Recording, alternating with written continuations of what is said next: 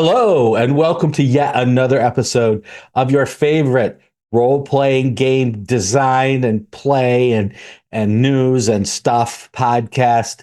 I'm Shawn Merwin here, host of Mastering Dungeons, with my other host, my co-host, if you will, Teos Abadia. Hey, Teos. I will gladly. Shawn, I am energized because I got to play not once, not twice, but 3 times this weekend. Right? Wow. It was like Portland Con, but it, staged. And Friday, I ran Deadlands, it was just one of those things where critical fails. Like I'm just gonna go and check the back door, right?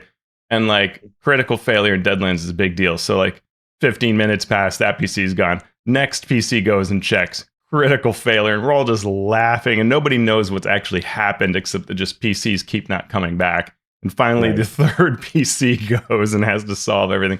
It was super fun. And then Saturday, I played with a member of our Discord, Devin, who runs a great game of Star Trek, the Modifius 2D20 system. Went and played that. That was super fun. I played a Klingon counselor who had special ways of talking about emotional intelligence. And then I played with Jeff Mueller, who's also on our Discord. I played Pirate Borg on Sunday, and it was great. He had the music going and the storms and and it was great on top of an incredibly good spread of food. So we laughed our butts off. We came really close to cannibalism. There were a lot of things that went sideways. So I'm super energized. And then I did a little bit of creating. So that's amazing. I mean, I haven't played in about a month because of scheduling and then sickness, and so I finally got to play in just a D&D 5e game, and it's good. It's fine. It's not like the most amazing time ever, but just the act of playing reminds creators why they're creating. Yep. It connects you to that mindset again when you might lose it. So I played Friday night, worked all day Saturday, all day Sunday, getting other Ghostfire / projects done, or in closer to completion, let's say. Yeah. And so that short, like 3 or 4 hours, energized me enough to take me through that. And now the podcast is going to have to pick it up and carry me forward.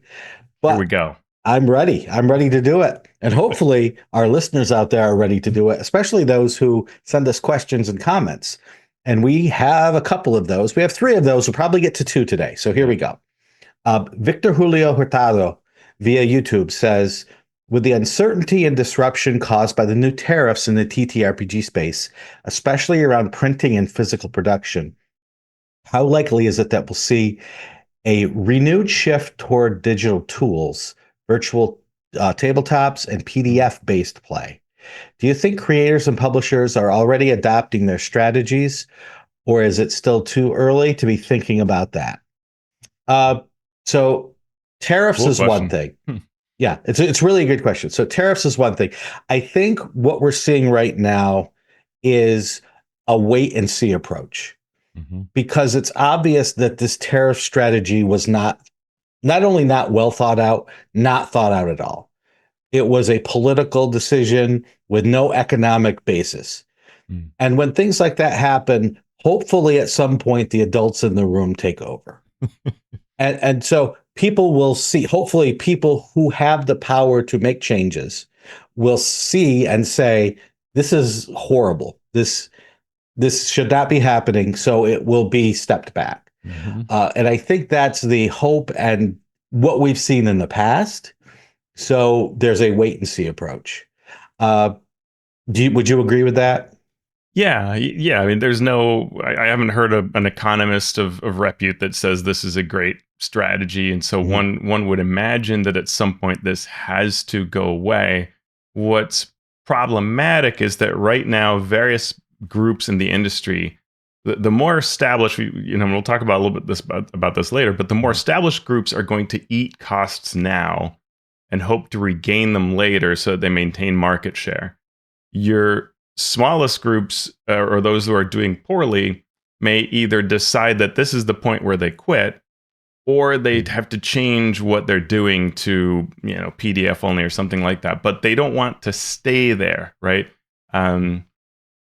So when I think of this question, will everything shift towards digital? It's already doing that. And I say that painfully because I love paper, as I've said many times on the show. You and I are on opposite sides of that split. Like, I do search for things when I am creating. I love digital. To find things, to go through all my sources, right? Going through all my big shelves, it's hard. Finding exactly what I need is fantastic. But when it comes to reading, to sitting, to playing at the table, I would rather not have anything digital in front of me or in front of any player. And so I don't really want to do that. And I love connecting with people in the same meat space. So I think there will be enough of us that it will be a long time before things vanish. And it's sort of what Wizards of the Coast said, right? We will do what players and GMs want, right? Yeah. Yeah, my answer is sort of the same thing. Publishers have been doing this since the turn of the new century.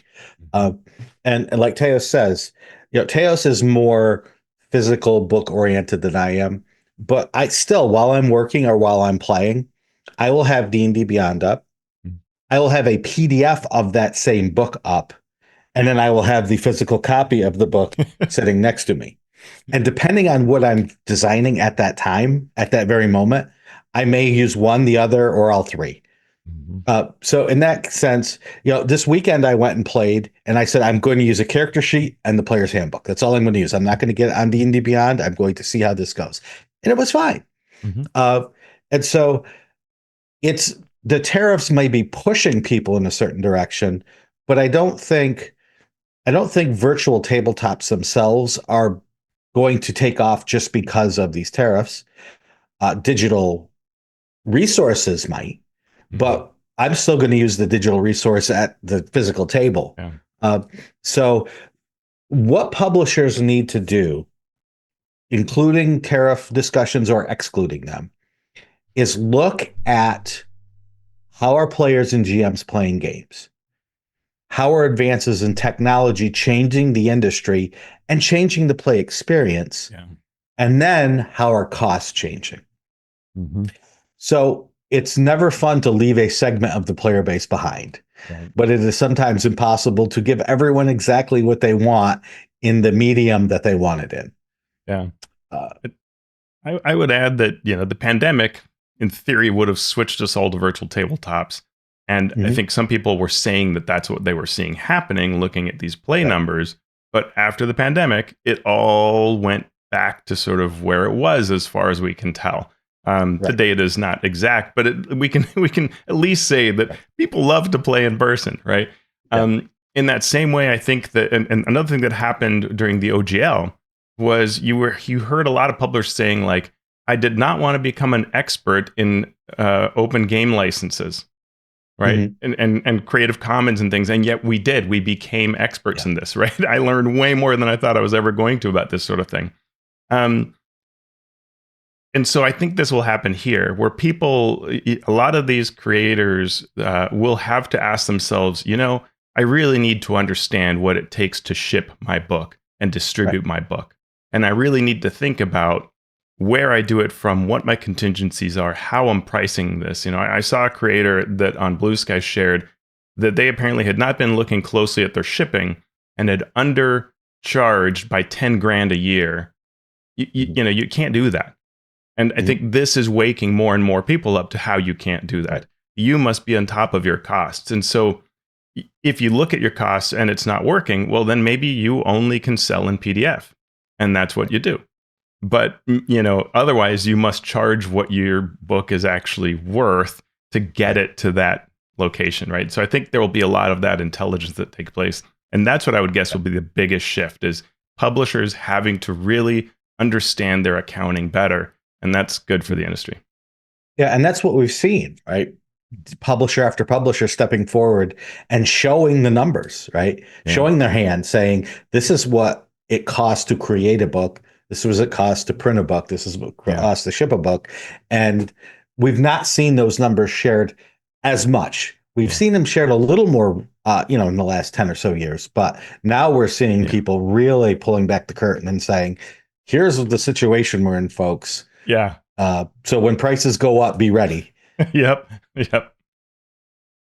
Cool. Next question is from David Somerville via email. My question is about how to run a game online for an exhausted group of players. To be clear, they're not tired of playing. We all love our weekly game. People insist on showing up even when utterly wiped out from daily life. But my group is plain old weary. Some of them are playing after 15-hour workdays. Others are going through difficult life stages. Some are facing health issues or job changes or overall anxiety about the state of the world. We're right there with you. Mm-hmm. Our first campaign together went from 1 to 20, involved complex character backstories, big moral choices, a sweeping worldwide mystery, and epic stakes that grew organically from the characters' needs and interests. We're starting our second long campaign in Planegea, the Stone Age 5e setting, using the 2024 rules, and we're at 4th level, and so far we've been playing simple situations that, while lower stake, are still gritty and battle-driven. My gut is telling me to make the game more fun and delightful with lower stakes and easier decisions, to uplift the players and myself as we walk through tough times. Quote, I can hear Shawn telling me to play Fate, but we're happy with 5e for now. What advice do you have for running lighter, funnier, more easygoing games? As a DM used to building complex and challenging scenarios, how can I retrain myself to make the game focus on charm and entertainment first and foremost? What are ways that I, as a DM, can care for the players and make the game more fun and enjoyable for a bought-in but very tired group?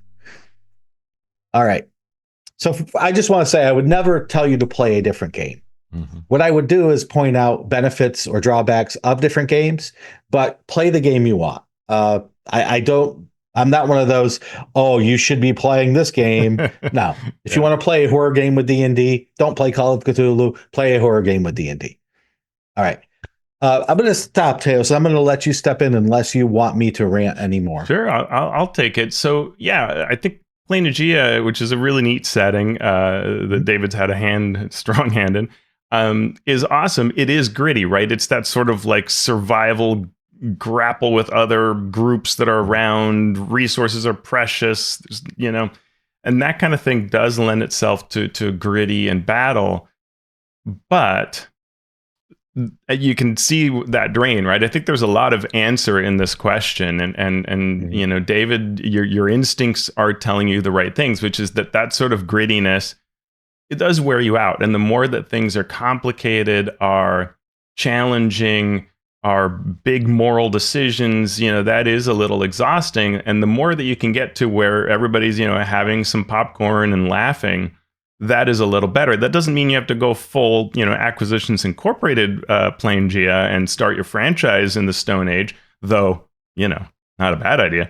But, I think that it's about finding how to tune your dials in the other direction and see whether you can still play the game you want. And by that, I mean campaign, not D&D, the campaign kind of that you want, but have it be easier, right? So if your characters, like, let's say you gave them action points to empower characters and to make up for those times when you fail, you could literally just take the action point system out of 4th edition, give it to them, and you're giving them a little more heroism, right?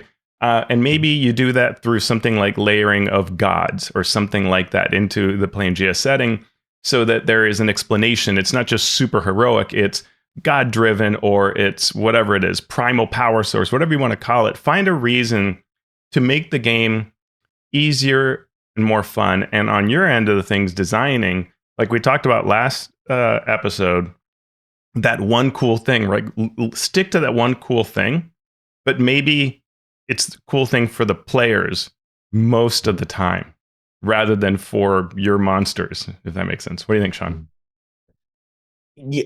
What I draw a parallel to here is comedians, stand-up comedians. They're probably really funny. They're probably super witty. They're probably most entertaining folks you can imagine. Mm-hmm. And they go out and they bomb. They bomb night after night. And they finally work their way until they have a tight set. They've tested this material on several audiences, and they're having a great time. David, it sounds like you became a master comedian and you had your audience and everything was going great. And then you went and you changed up all your jokes. Mm. And now you're not getting the same reaction. And the question is, how much do you want to go back to those same jokes? How much do you want to go back to the thing that was working before and do it again? Versus how willing are you to tinker with what you're doing now to try to get to a point where it will delight and energize the audience, your players again? And there's no wrong answer, but it takes, to make that change, it takes bombing, right? It takes time, it takes energy. And like the comedian, you go see what energizes the players in this new material. Is there something that lightens them? Is it something that energizes them? And if so, focus on that and expand on that. Repeat that. Keep doing that, as opposed to sticking with it and hoping that the players go back, or even trying to go back to the other campaign while you're running this grittier, more low magic, more less, I don't want to say Neanderthal, but that sort of prehistoric sort of setting. It's trying to put peanut butter, not with chocolate, but with like gravel. Well, and one thing I thought of, David said, I want to play D&D, and that's fine. But one thing you might consider is doing a few one-shots every now and then. Either a couple in a row or just every now and then, to change it up a bit. Like, try a Strixhaven game, that kind of genre, and have some fun with playing a very different kind of thing, and see how that makes you feel. Play a Spelljammer one shot, right? And lean into being, space amoebas and things like that, GIF and just sort of silliness, right? Is that suddenly like the real relief from the work day, from thinking about the world? Because if it is, then maybe that is actually your answer, to sort of change genres a bit. But if you find, what, we really do like what we're doing, then you can just do what we talked about before and make those adjustments to your game, but stay in your game and make it a little lighter, right? But it's worth thinking about. Yep. Yeah, so much depends on your group, right? Your players. What do they want? Make them give all of their speeches in haiku, right? Does that energize them? Does that make them creatively flow? Or is that just one more onus on their psyches, right? It could be either. It could be both, depending on the player. So, right. I always think, just tinker. I always think of the convention where we at Origins, where we ran a D&D open, and there are all these, like, the backdrop is behind this guy that's talking to me, are all these people running from table to table, exchanging information excitedly to figure out this puzzle. And the guy says to me, "Nobody is having fun. Puzzles are terrible. You should not put them in adventures." I'm like, thank you for your input. As behind them, I see all these people having fun. Like, we are different. Not everybody is the same. You got to find out what works for your group.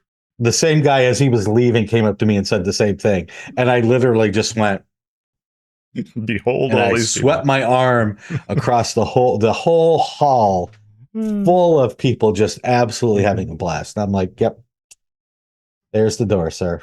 Thank you for your patronage. Oh, we do have one more question, but Farquhar, we're going to get to you next time because we have a lot of news this week, starting with Hasbro's Q1 2025 results. So we are Hasbro, they're not doing that well. Toys are way down. Everything's looking bad. The tariffs, it's got to be terrible. Teos, what's going on with Hasbro in Q1 of 2025? So much. I mean, I don't love math, but I love analysis, and there is so much here. I'm going to try to keep this brief. There is a lot in our show notes for our Patreon folks if you want to look at all the interesting nitty grit. But the headline is that Q1 revenue increased 17% over the previous Q1 to $887 million. Quote, led by our surging magic business and continued strength in licensing, unquote. The operating profit for Hasbro is $171 million, which is an almost 20% margin, not bad. Net earnings after non-operating costs are $99.5 million. So that's the basics for Hasbro overall. They really like to see this increase in operating profit. They had sort of forecasted that things would be slow. So this is a great surprise. The kind of thing that, CEOs and financial folks at the company had a blast, I'm sure, at this meeting versus many of their other quarterly reports that they've had to give out. Mm-hmm. The growth, as they said, was driven from Wizards of the Coast and the digital gaming segment. That's what that whole group is called. And for the Wizards of the Coast segment, net revenue is $462.1 million for Q1, and revenue increased 46% between Q1 of this year and Q1 of last year. They did say in the press release, which is the only place D&D was mentioned, behind strong growth in Magic the Gathering, ongoing momentum in digital and licensed gaming, and Dungeons and Dragons. So sort of the third place. Everywhere else, they sort of forgot that third part of D&D. But as we'll see, it's not shabby at all. Wizards of the Coast operating profit is up 87% to $230 million. So this reflects, sets that they put out being really exciting to people, folks collecting, buying, trading, all that sort of stuff that you want to see. Their operating profit is an amazing 49.8%, right? So you're making almost half of all the revenue you get to keep. And that is behind a lot of things like digital, right? Arena, but also that they can print cards cheaply and things like that. So the Wizards of the Coast tabletop gaming segment includes the digital and licensed gaming. That's things like Baldur's Gate 3 and Monopoly Go. They did not mention Baldur's Gate 3 this time. So maybe we're seeing that, coming down to where it's not sort of worth discussing, which is interesting because, video games are the future is the kind of thing we've heard, and licensing is the future, but it is petering out. Monopoly Go contributed $39 million worth of revenue in the quarter and was said to be the main digital growth. So that was very exciting. It was, I think, higher than what was expected.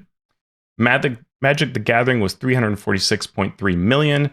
And then the total of all types of gaming was $550 million. WotC has seen substantial growth recently. It is the exciting part of the company. There's no question about that. And they even said store count, so the amount of their product that is being put in stores is up 20% from 18 months ago. Toys are down. We say that every time, but actually their 4% down was actually better than expected. Entertainment declined 5% related to, quote, timing of deals. And then we get to this question, Shawn, can we estimate the size of D&D? Teos, I will ask you while I give you a break. Can we, in fact, estimate the revenue of D&D? Yeah, and I thought no, because they didn't say things that were really, in the past they've said things like D&D Beyond is 60% of D&D, or in any number of things like that gave us exact BG3 numbers and exact Monopoly Go, and then we could really calculate stuff, right? So we were able to very well calculate. We think our best estimate has been for Q3 2024. Where last year's Q3, we had a lot of data. They gave us the breakdown between D&D paper and D&D Beyond. And we could estimate that D&D was $71 million in revenue, of which tabletop was 28, digital was 42. Since then, they haven't told us any more about the split, so it could have changed. And we don't always get all pieces of the pie. So at first we thought, it looks like Q1 is up about $10 million compared to Q1 of last year. Just from rough estimates, and when I say we, it's Scipio doing 99% of the work. He is on our Discord server and also on the Sly Flourish server, and he's our champion of breaking down financials. But we talk, and I hopefully help with the ideas, and then he goes off and creates magic. And what we found was there's this interesting chart that's out there that's like a waterfall growth chart, and you can use that actually to see the difference across quarters. And because we have some pieces of data, then you can use it to fill in the rest. And with our new method that we have, we believe we can now more accurately actually account for the size of D&D because we can pick out those small licensing revenues other than just a big Baldur's Gate 3 and Monopoly Go. This also means that our D&D estimate has gone down because we're accounting for those instead of just attributing that to D&D because we couldn't figure it out otherwise. And so our new analysis, here we go, drum roll, D&D revenue is probably around 70 million in Q1. In Q4, it was 76 million. So it is lower this quarter than last quarter, but that's typical. Your Q4 is generally going to be your biggest quarter of the year, right? So overall, what we really want to look at is Q1 of this year versus Q1 of last year. And in that case, we have grown by about 12 million year to year for your Q1s. And that's great. So if we compare that, D&D is 76 million. It's grown by 10 million. And earlier we said that Baldur's Gate was, was it 39 million? So as much as they like to talk about licensing, I will again say D&D looks surprisingly awesome. So I think we've got a good way that is, assuming we continue forward, we should be able to estimate D&D's size over time. We did a lot of backwards building. Can we rebuild all the tables based on our estimates? And we could. So we're feeling good about that. It should make future conversations fun. And then we come to the subject of tariffs, Shawn.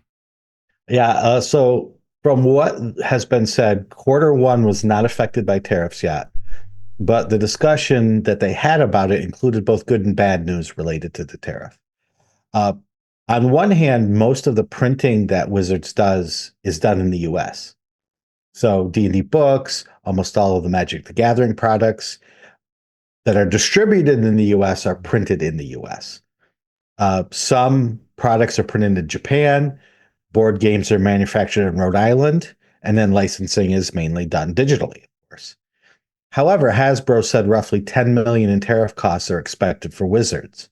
What's the biggest culprit? Those box sets. As we've seen from other publishers, we can print here, we can do these other things here, but if you need a print and minis and plastic and parts and pieces that all need to go into a box, there's only one place to do that. There's only one place that investors have given the money to build that industry up. And that's in China.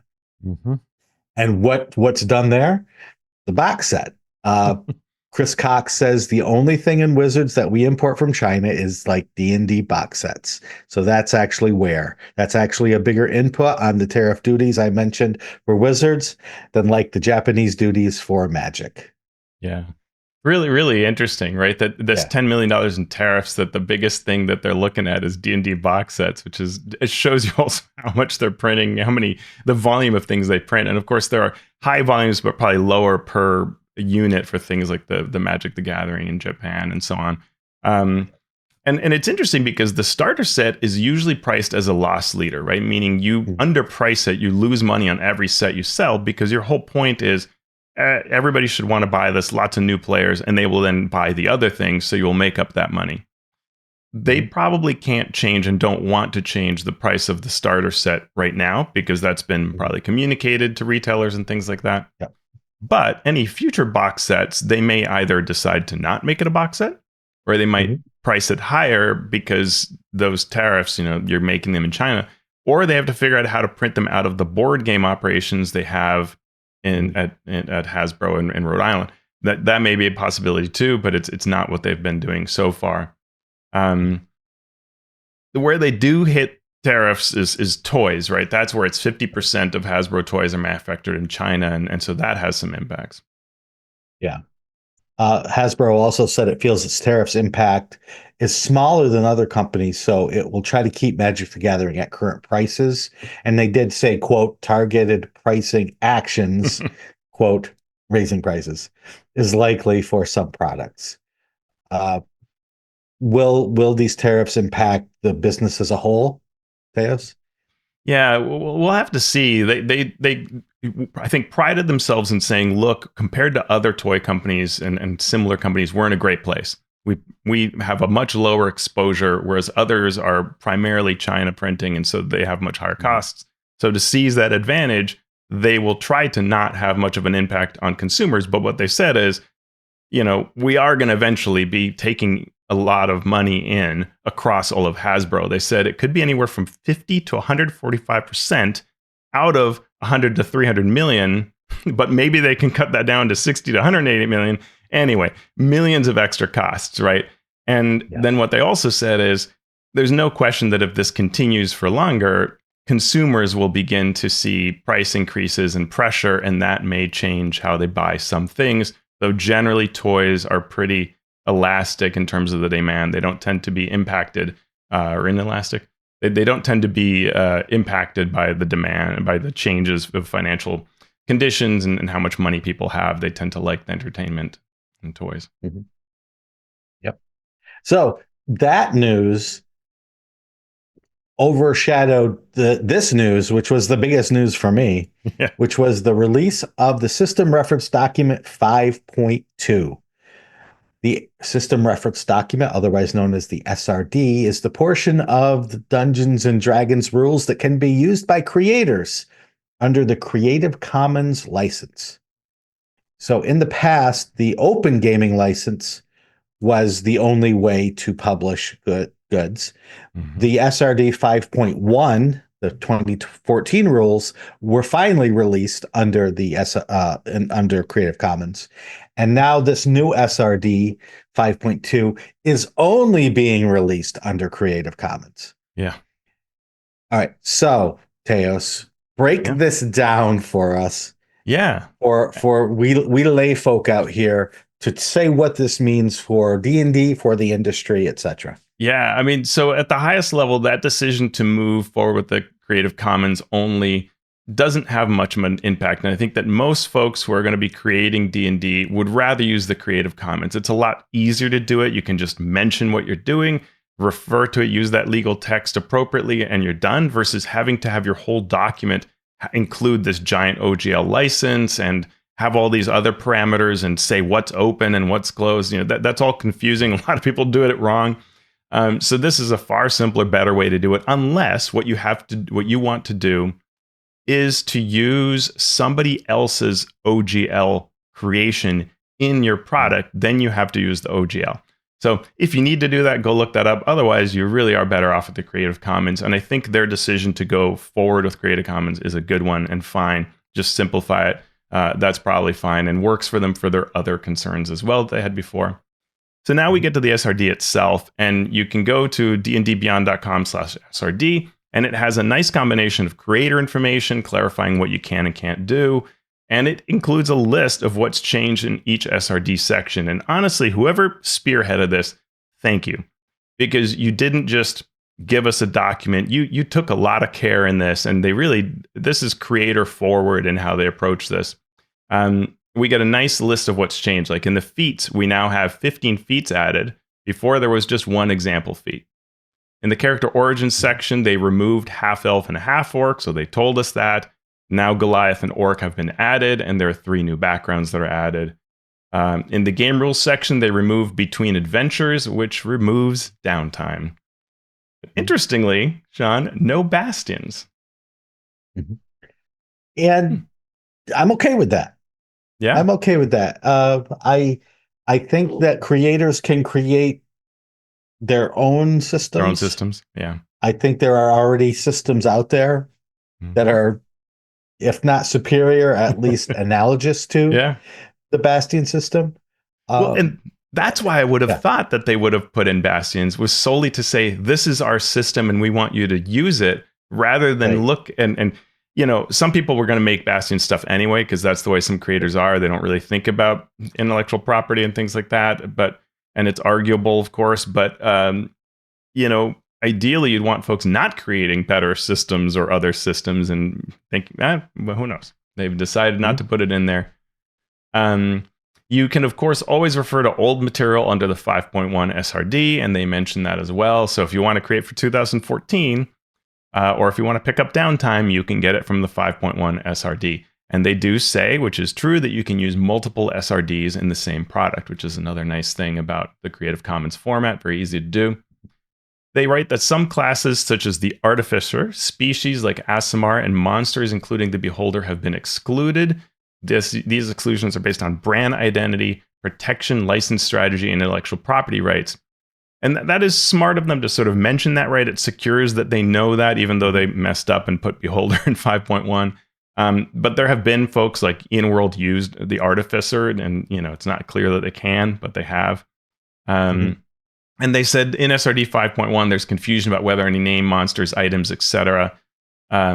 Are actual content of the SRD, so we've removed them so there's no confusion. And what they're saying is, look, our intellectual property is our intellectual property. Creative Commons isn't giving you ownership of that. Sorry if we confused it and messed it up. Let's be honest, they were going really fast trying to get that document out the door.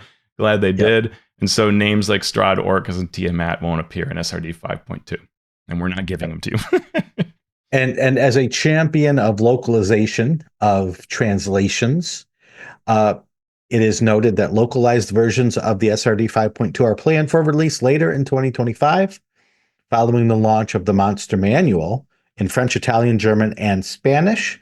So if you watch official D&D channels and social media, you will see an update on when those localizations for the SRD 5.2 become available.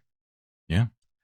There's a creator FAQ page up as well, explaining that in some cases, the fanned content policy, still the 2017 version, may be sufficient when it is unofficial work, not for sale, and publicly available, and so on.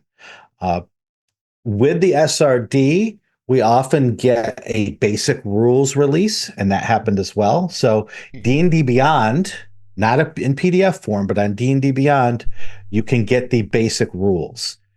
To be clear, the basic rules are not the SRD. Right. So the basic rules may contain things that the SRD does not, and you cannot take stuff from the basic rules and put it into your game unless it is also in the SRD. And it was a sad day in Portland when we learned that the Flumph was not released in the basic. Yeah, I'm putting together the riot plans. We'll storm Wizards at dawn at a future date. Yep. The Great Flumph Riot of 2025. There will be a conversion guide put out to convert the rules from the SRD 5.1 to 5.2 SRD coming. What will be in that?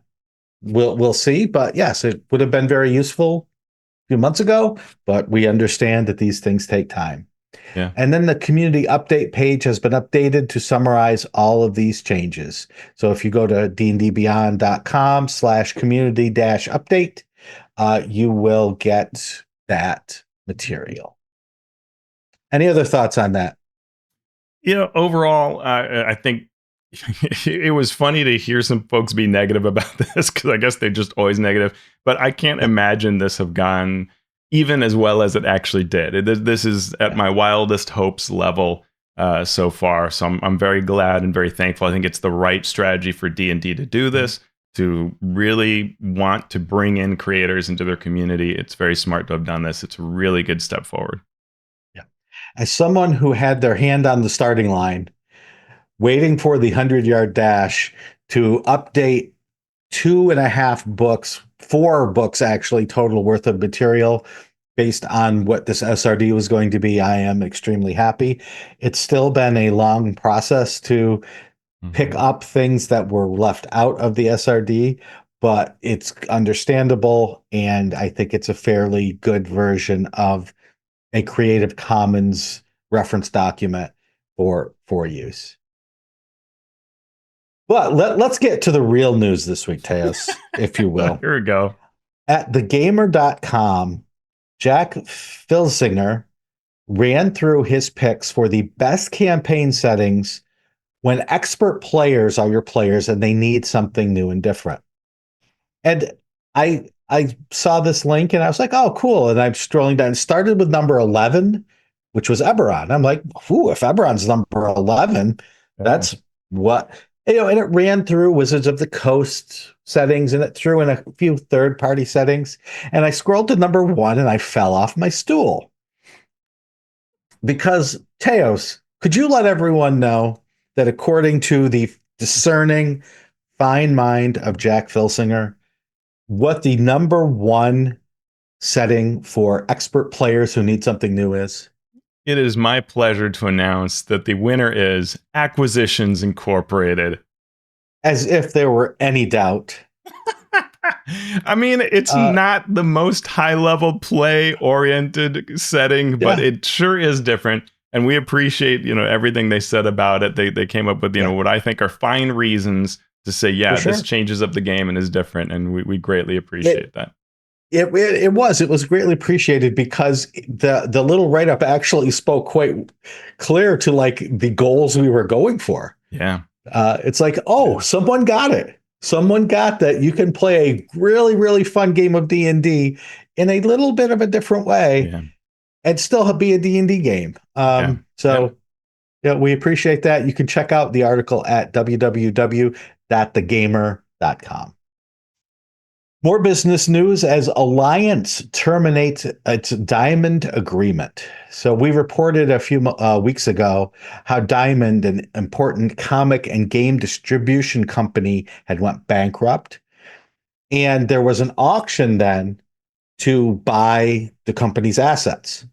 And apparently Alliance Entertainment was declared the winner. But then Diamond changed its mind and declared that a joint bid from Universal Distribution and NECA and WizKids' parent Ad Populum was the winner. So Alliance said, wait, we had the winning bid. You said we were the winning bid. So they sued, and the judge said, no, you have to sell to Alliance as per the original auction agreement. And then Alliance said, did we say we wanted you? No, we don't. They didn't say why, although tariffs are considered to be quite an important factor in that decision. So now it remains to be seen if this backup winner, Universal and Ad Populum's joint bid, will now be able to purchase Diamond. Yes. What did friend of the show, I have to say it like Ben, Michael Pasta, contribute to this? He said, I wonder if you'd be able to find a lesson in this saga that could translate to an RPG adventure. Do you have anything in Acquisitions Incorporated about bankruptcies and corporate takeovers? And I said, well, we really should have included tariffs and bankruptcies in our franchise tables. Like that would have been a funny result that you have to deal with when you're doing various downtime and business maintaining activities. But you did detail corporate raider as a barbarian concept. Absolutely. Those corporate raiders, you have to watch out for them. And they are a barbarian subclass now. So there you go. All right, so we've talked around tariffs. Is there any specific tariff news we need to be aware of here? I'll go through this as quickly as I can. Patreon supporters, you've got a lot of details in our show notes. There is a lot going on. So Command, which is huge in board and miniature games, announced that they are pausing all future game development, all new crowdfunding campaigns until trade conditions have stabilized, and they are reducing staff. So they're doing layoffs immediately across all of their creative teams because of the tariff situation. Cephalofair Games, the publisher of Gloomhaven, said they have $1.2 million in inventory stuck in China, the equivalent of 25 shipping containers or roughly 60,000 units. And they were on CNN being interviewed about how they have decided to cease all U.S. sales indefinitely. And Restoration Games has been tracking the tariffs. They plan absorbing the costs and have an interesting write-up on here. Catalyst Game Labs has a great breakdown of why traffics are so hard to absorb, and they give both historical looks into how they dealt with COVID. They take an example of a $5 product and how it goes through all the process. I won't go into the details, but it is really interesting to say, how they can't deal with this. On Bluesky, Fred Hicks of Evil Hat said that their Q1 revenue shows a 50% drop from Q1 2024. The big reason may be losing Alliance as a distributor, but it could also be tariffs and economic uncertainty causing worries and differences in how consumers are buying things. But that's a loss of $20,000 a month for Evil Hat. And there are a number of companies that have announced that they're releasing whatever their games that were planned are everywhere but the US. So all our US stuff is going to stay in storage until hopefully tariffs go away, and then we can resume selling them. But for now, we're not even selling to the US. And so we saw a lot of that going on. Yeah. Let's go to some quote unquote happier news. Yeah. Andrew Basinski, who is a game designer, adventure writer, DM of the year, of the millennium, of the century, he won the DM contest that they were Wizards of the Coast ran online. He decided to document his most recent writing project, which was creating a 10,000 word adventure. And then he journaled his approach and his process as he did this. It ends up being full of great tips from Andrew's experience, capturing some of the challenges and frustrations that creators encounter, such as finding there are no suitable 2024 monsters in the monster manual for the range of the CRs that he needs to use for this adventure, and then how he pivots to make it all work out.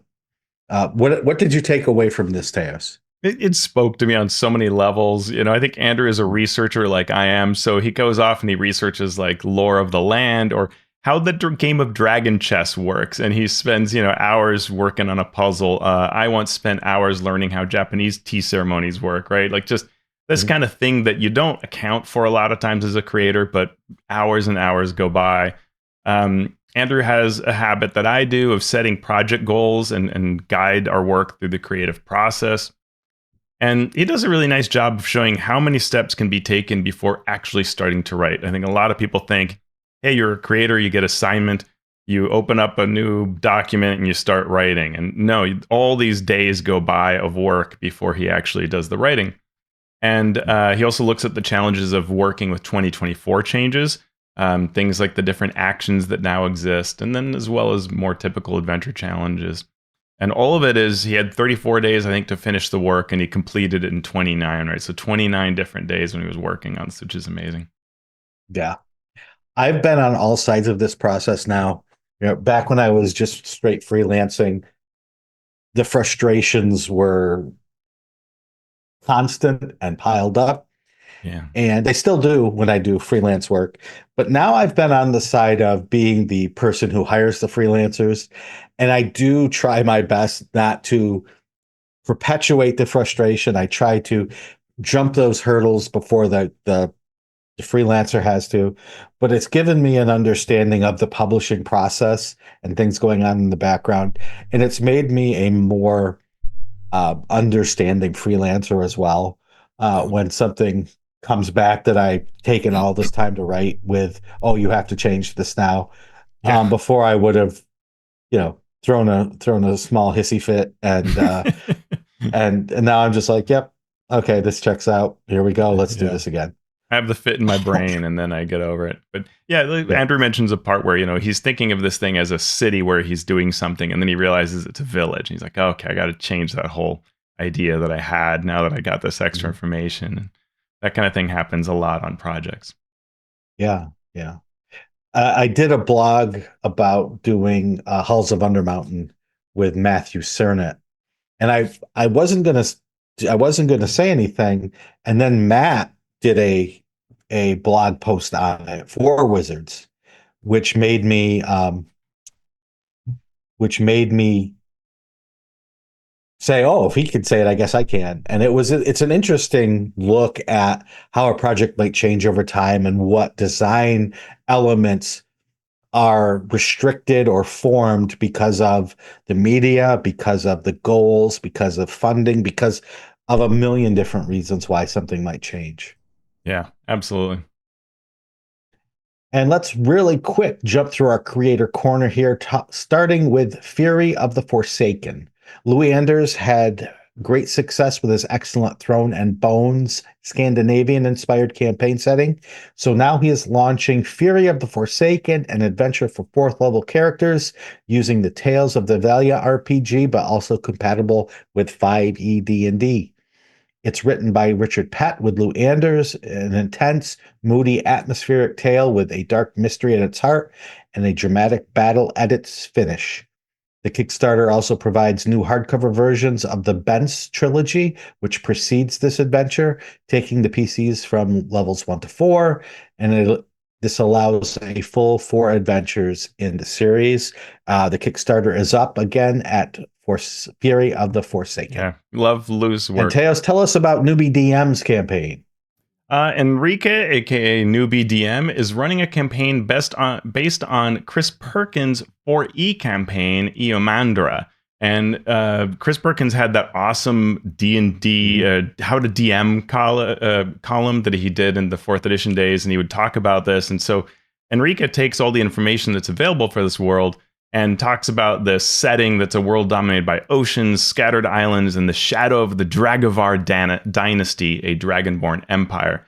Chris built it for his home game, which he ran for Wizards of the Coast staff. And it's a treasure trove of ideas if you like high seas adventure, political intrigue, Dragonfire. And so in several articles, Enrique has been breaking down how he approaches building a campaign setting, his campaign backstory, the Knights of Arden, an NPC organization, creating NPCs, how to make use of various factions. So we've linked to it, but you can just go to newbdm.com and see all the latest articles as he's added all these different blog posts breaking down his approach to the campaigns. Very cool. Excellent. Well, that was our news and commentaries for this week.